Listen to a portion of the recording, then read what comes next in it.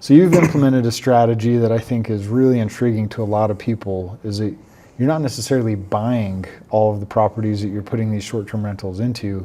You're using a method called arbitrage. Tell us a little bit more about that, how it works, why it works. Yeah, absolutely. Yeah, so arbitrage is utilizing an underlying asset that someone else owns, and you simply take control through lease agreements.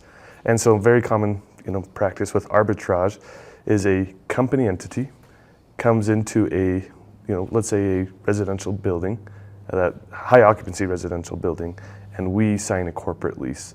That corporate lease then allows us to sublet or sublease, to our tenants or our guests.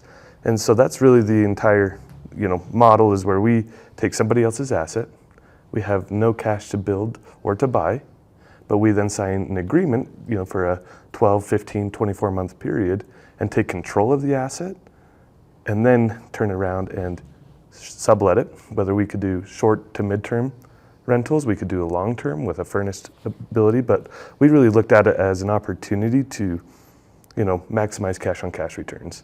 What does it cost to buy? There's creative buying strategies, but it takes 15, let's say 10 to 12,000 bucks to furnish an apartment after you take control through a lease agreement, and then you look at the opportunity to cash flow $1,000 a month, and so you're making let's say they do 10,000 bucks. Let me back up.